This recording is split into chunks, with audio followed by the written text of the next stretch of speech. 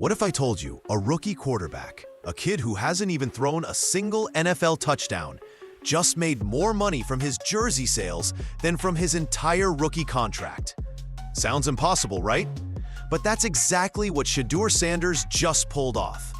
We're not talking about a couple of quick jersey sales here. We're not talking about hype from a handful of fans wearing his name on the back. We're talking about a rookie quarterback detonating an atomic bomb inside the NFL merchandise economy to the tune of $250 million. That's right, $250 million in jerseys. And here's where it gets shocking. His cut from that haul, roughly $14 million. That's 3 times more than his official rookie contract with Cleveland pays him in salary. Before he's even stepped under center as a full-time starter, Sanders has already flipped football's business model upside down. But this isn't just about flashy numbers. This isn't just about fans buying shirts. This is about power. Because while other rookies quietly sign whatever licensing contracts get placed in front of them, Shedeur said, "Nah, I want equity." And then he made sure every thread, every stitch, every nameplate with Sanders on it paid directly back into his account. That is unprecedented. For decades, the NFL's machine has run on one undeniable system. Owners and the league cash in first, sponsors cash in second, and the players? They get whatever crumbs filter down the pyramid. Jerseys have been one of the NFL's most profitable cash cows. But you know what the players themselves usually earn from each sale? $10, maybe 15. The star, the face, the guy whose name is literally being sold, walking away with the equivalent of lunch money, while billionaires pocket the rest. That's been the scam for years. But Shedeur Sanders flipped it like he flips coverage on a busted blitz, with a deal structured around something called prime equity. Named, of course, after his father, Coach Prime Sanders, Shedeur basically hacked the NFL licensing matrix. Instead of being a passenger on the merch money train, he became a co-owner of the tracks. A 21-year-old rookie quarterback didn't just grab a signing bonus. He grabbed boardroom rights. And the move rattled NFL owners harder than a blindside sack. Imagine the scene. Men in $5,000 suits sitting on their yachts, sipping champagne, believing jersey profits were bulletproof, untouchable. Then a 5th-round draft pick strolls in, velvet robe, designer shades, grin on his face, and announces he's pocketing more from shirts on Fanatics than his official paycheck from the Browns. You can almost hear the panic echoing across boardrooms, because this wasn't just another endorsement. This was a revolution. The players, the very product the league has built its billion-dollar empire on, are realizing they don't have to give away their identities anymore. They can directly monetize their name, image, and likeness, just like Shedeur. And that's the part that really terrifies the old guard. If Sanders can do it, what's to stop everyone else? Think about where this leads. What happens when the next Trevor Lawrence-level recruit shows up at the draft, saying, "Actually, I want royalties on my jerseys"? What happens when Travis Hunter demands a percentage of every highlight clip that ESPN runs? What happens when Arch Manning shows up saying, "I'll play for your team, but only if I keep my likeness rights locked under my LLC"? You think this is just about jerseys? It's about the entire NFL economy. The billionaire owners who've been gorging themselves on filet mignon while tossing players Costco-sized free samples are suddenly afraid the vending machine is broken because Shedeur just smashed it. Up until now, athletes were just happy to smell the cookies their grandma baked, while the league kept the whole tray for itself. But Sanders grabbed the whole rack, took a bite, and said, "From now on, these are mine." And his deal screams one message louder than any touchdown celebration could. I'm not your property. I'm your partner. This is where things get crazy.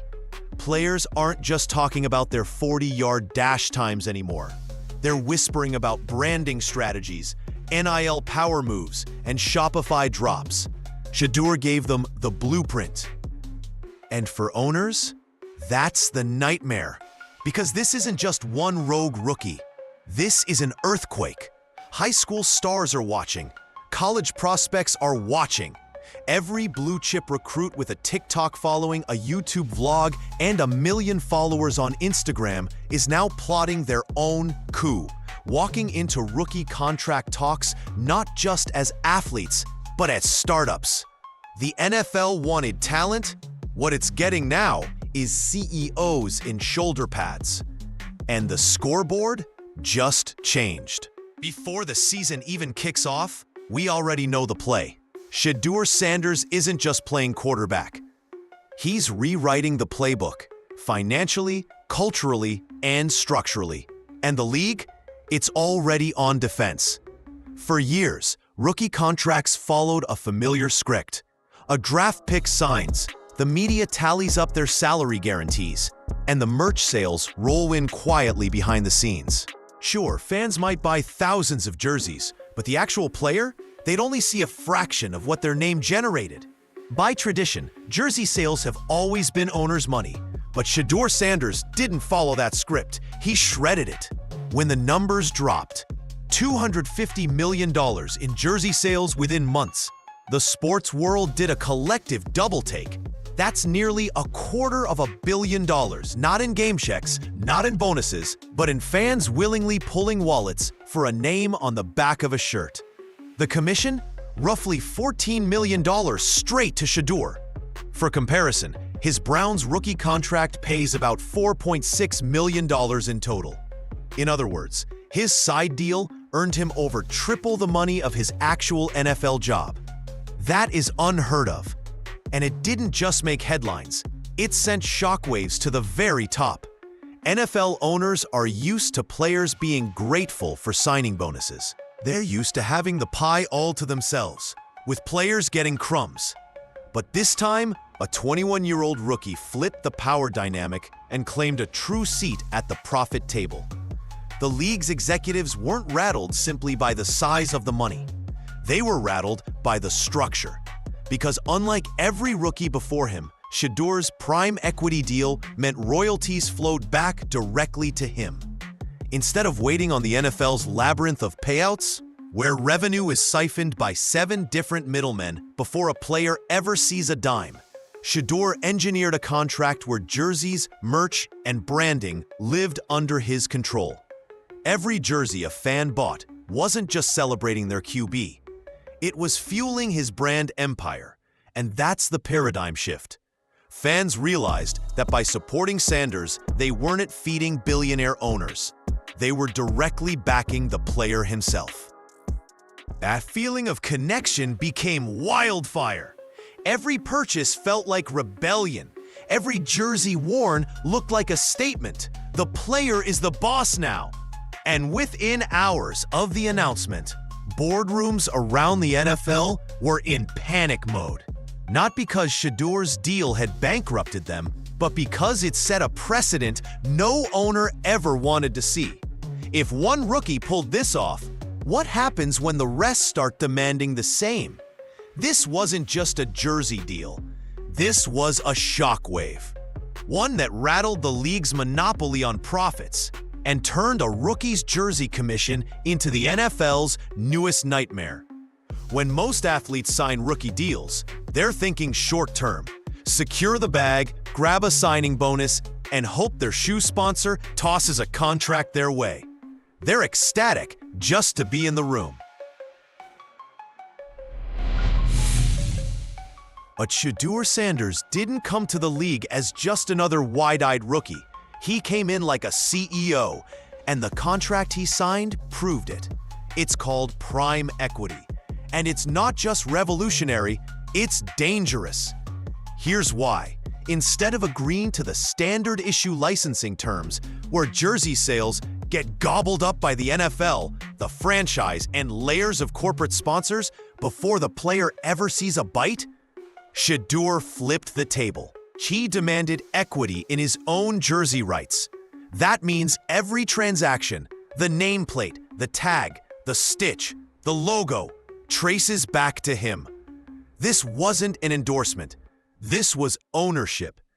For decades, players have been fed scraps of their own value. A jersey sells at retail for $130. By the time the NFL, the team, and the sponsors divvy up their shares, the player whose name is literally carrying the sale gets about $10. $10 for a product they are the product for. But under this prime equity deal, Shedeur is pocketing 60, even 70% of those sales. His jerseys aren't just pieces of fan merch anymore. They're mini stock shares in his brand empire. Every purchase builds him, not the NFL's bloated revenue spreadsheets. And here's the genius part, or the terrifying part if you're a billionaire owner. Prime equity isn't a one-off windfall. It's built to last. Royalties, residuals, effortless ownership flowing to Shedeur long after he takes his last snap in the league. In plain words, he didn't just take the payday. He built a financial pipeline that will exist for decades. That's why owners are sweating, because now there's a roadmap. If rookies see Shedeur, a fifth-round pick, mind you, pulling this off, what's to stop the next first-round phenom from demanding the same? What's to stop an entire generation of athletes from refusing to surrender their names, images, and likenesses to the NFL machine? That's the nightmare. If Shedeur Sanders planted the prime equity flag today, what keeps tomorrow's stars from marching right behind him and tearing the entire merchandise monopoly out of the league's hands? Sanders didn't just sign a contract. He drew a playbook, one the league desperately wishes it could burn. When the headlines first hit, $250 million in rookie jersey sales, $14 million in Shedeur Sanders' pocket. The immediate reaction from fans was excitement. Finally, a player is beating the system. Social media exploded with praise, memes, and celebration. But behind the scenes, in boardrooms and luxury suites across the league, it was pure panic. Because for the first time in decades, the owners weren't in control. To understand this fear, you need to look at what the NFL has always been: an oligarchy. A closed circle of billionaires who for decades controlled every dollar flowing through the league. Merch deals, broadcast rights, sponsorship packages, every slice of pie passed across their plates first. Players? They were the talent, the product, the faces fans came to see. But in terms of profit sharing, they lived at the bottom of the food chain. Signing bonuses? Performance incentives? That was the leash. Jerseys? That was owner money. Until Shedeur Sanders walked in. By demanding equity in his own merch, Shedeur shattered the illusion that jersey sales were off-limits, sacred ground. That's why his deal wasn't just disruptive, it was existential. Because if he can do it, so can everyone else. And that's the nightmare scenario the league is scrambling to stop. Imagine rookie quarterbacks, first-round picks with massive hype, entering negotiations saying, "I don't just want salary, I want royalties, ownership, percentages." Imagine top prospects refusing to sign unless their personal brand comes with them. Overnight, the billionaire monopoly collapses. No more crumbs for the players. No more safety net for owners who've gobbled up billions unchecked. That's why executives are already holding emergency huddles. As some insiders have described, lawyers are reviewing contracts. Leaks suggest there's even discussion around inserting hidden clauses into rookie deals to block equity demands. Some have floated flat-out lawsuits against Sanders' arrangement, attempting to paint his deal as a conflict of interest. But here's the chilling truth. The precedent is already set. Once fans see that their jersey money can go straight to the player instead of the billionaire class, there's no turning back. It's not about one rookie anymore. It's about momentum. And the terrifying part, for owners, Shedeur has given the entire next generation the confidence to ask, "Why not me?" That's why the NFL's establishment is sweating. Not because they lost jersey money, they'll make billions either way. They're panicking because they lost something much bigger, their monopoly. And once power shifts even slightly away from the owners, history says it never shifts back. If you really want to see why NFL owners are losing sleep at night, look past the boardrooms and into the stands. Look at the people buying the jerseys, because the fans, they've made their choice loud and clear. For decades, buying a jersey was just supporting your team. A Browns jersey meant you were backing Cleveland. A Cowboys jersey meant you bought into America's team. In truth, all that money flowed into the league's endless spreadsheets, not into the pockets of the men and women actually putting their bodies on the line. Fans tolerated it. They didn't have another option. But Shedeur Sanders just exposed the monopoly, and he gave the fans a vote. Every dollar spent on a Sanders jersey doesn't vanish into owner profits. It goes back to him. And for supporters who watched him tumble down the draft board, ignored by half the league, that matters. It feels like payback. Banished to the 5th round? Fine. Fans would make him number 1 their way, with wallets. And that decision created something bigger than revenue. It created a movement. Social media erupted with fans declaring they'd skip NFL licensed gear and only buy directly from Shedeur's line. Hashtags popped up calling it support, not exploitation. Suddenly, jersey sales weren't just about fashion. They were about taking sides in a culture war. The league versus the player, the billionaire owners versus the working class fans. And Shedeur, he's the perfect symbol for that rebellion. Not just because of the prime equity deal, but because of who he is. A young black quarterback, media-ready, raised in a household where his father already proved the establishment could be bent or broken. His rise represents more than stats. It represents possibility. Even people who don't follow football closely are noticing. College athletes, teenagers watching NIL hype explode. Grassroots groups that see ownership in sports as another battleground over fairness. They're pointing to Shedeur and saying, he's showing us we don't have to give our power away either. That's the cultural bomb owners never anticipated. Financial hits can be survived. But when fans start rejecting the entire system, that's dangerous. In one move, Shedeur rewrote the consumer relationship. He turned fans from spectators into partners. Their purchases now feel like weapons in a bigger fight. A way to send a message. And that message couldn't be clearer. The people are behind the player, not the owners. Deals like Shedeur Sanders don't stay contained to the NFL. They spread, like a spark catching fire in a dry field. And before long, everybody's looking at the blaze. When Shedeur locked in prime equity and turned a rookie jersey contract into a $250 million movement, it wasn't just sports talk shows reacting. It was athletes everywhere, from high school standouts to 5-star college recruits, sitting up and saying, wait, we can actually do that? For the last few years, the NIL boom cracked the door open. Teenage stars were getting sneaker deals. College players were running podcasts, TikTok accounts, and merch stores. But what Shedeur just did? That blew the door off the hinges. He proved that ownership isn't just for veterans or legends. It's for anyone bold enough to demand it. And now, the ripple effect is nuclear. College recruits, top quarterbacks once worried about measurables and draft stock. Now, they're talking about branding teams, marketing portfolios, and equity clauses well before the combine. Imagine future draft rooms filled not just with coaches and scouts, but with financial advisors negotiating profit splits. High school stars, with social media platforms turning teenagers into viral celebrities overnight.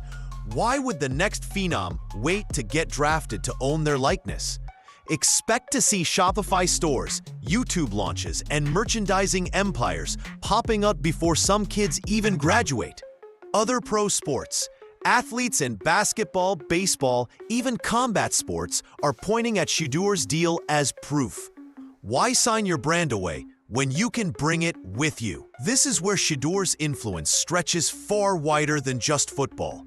He became the proof of concept, and that proof speaks to a generation that doesn't trust old systems the way previous ones did. These athletes grew up in the era of influencers controlling their own platforms.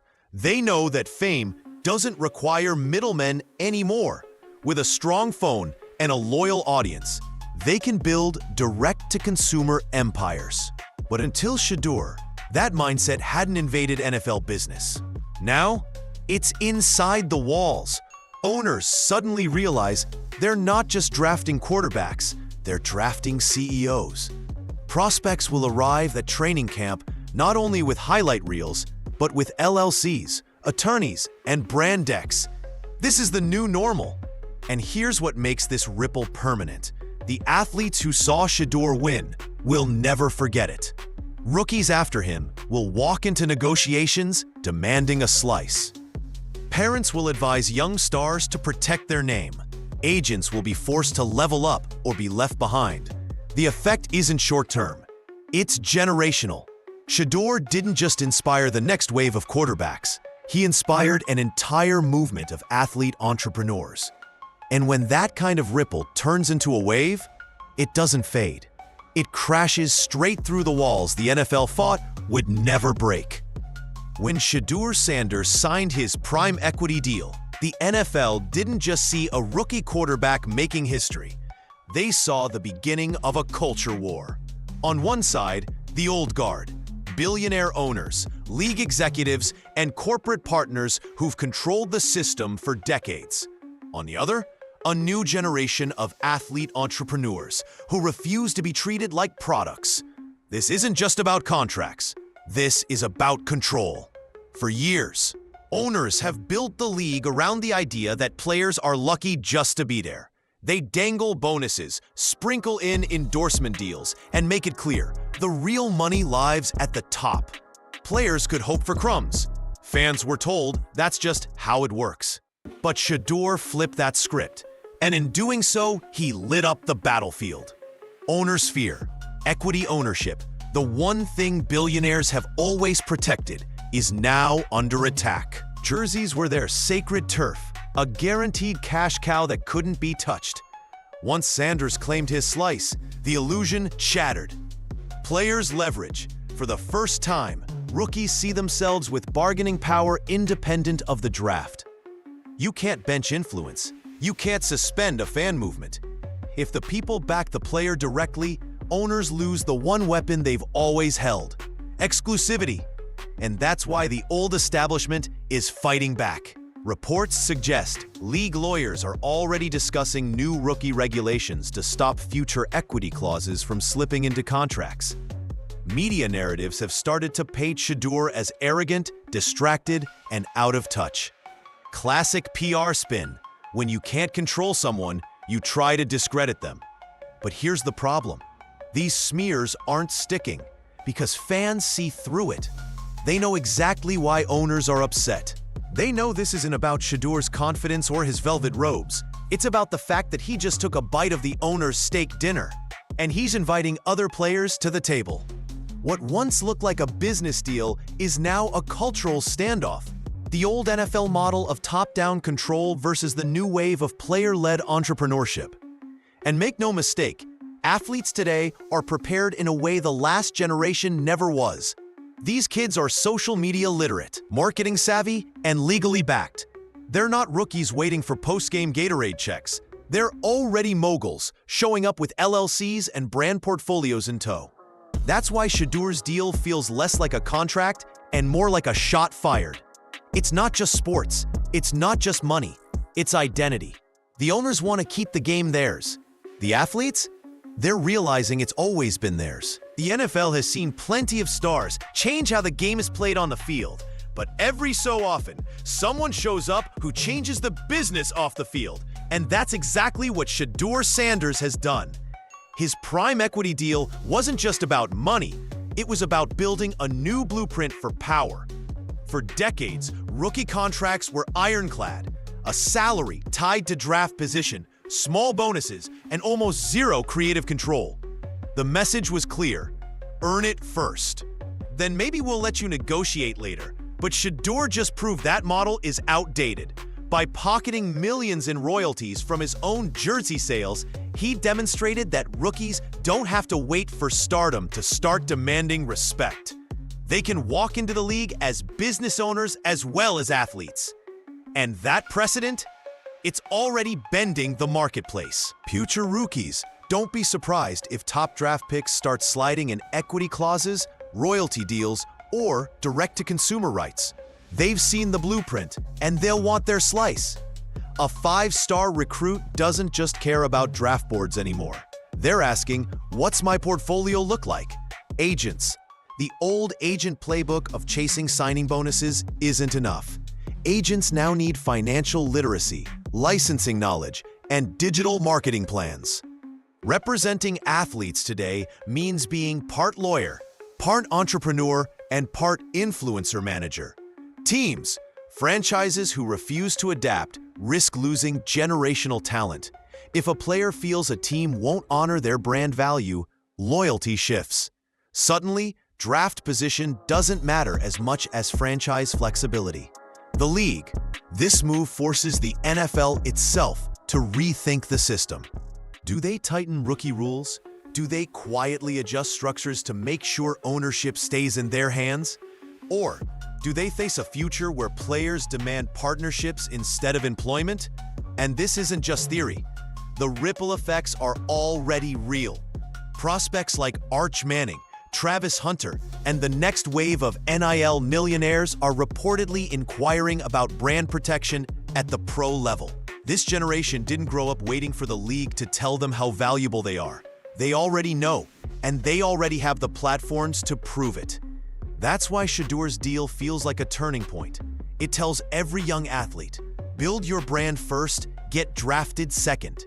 The old hierarchy is cracking. The NFL of tomorrow won't just be about who throws the furthest or runs the fastest. It'll be about who controls their name, their rights, and their legacy. And all of it started with one rookie saying three simple words: I own this. The craziest part of Shedeur Sanders' $250 million jersey deal is that it has almost nothing to do with football. Yes, he's a quarterback. Yes, he's talented, confident, and capable of leading a franchise. But the reason this story exploded isn't because of completions or touchdowns. It's because Shedeur just proved athletes don't have to wait for greatness to start building legacy. Think about it. Before even making his NFL debut, Sanders turned a rookie jersey into a symbol of rebellion, empowerment, and vision. He shifted the story from the field to the boardroom and made it clear, this isn't just about playing games anymore. And that's why fans connected so deeply. The people wearing his jersey aren't just repping a team. They're repping the idea that the athlete can finally own their name, their likeness, and their future. They're saying, we believe in players, not just billionaires. That's legacy.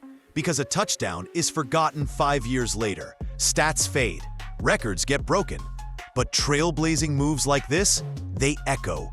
They're remembered as defining moments in sports culture. Shedeur's deal is already changing how athletes approach the draft.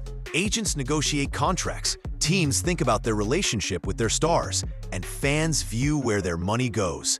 Instead of wait your turn, Sanders gave power back to young athletes. Instead of cookie-cutter contracts, he showed the blueprint for equity, ownership, and generational wealth. And here's the kicker. This is only the beginning.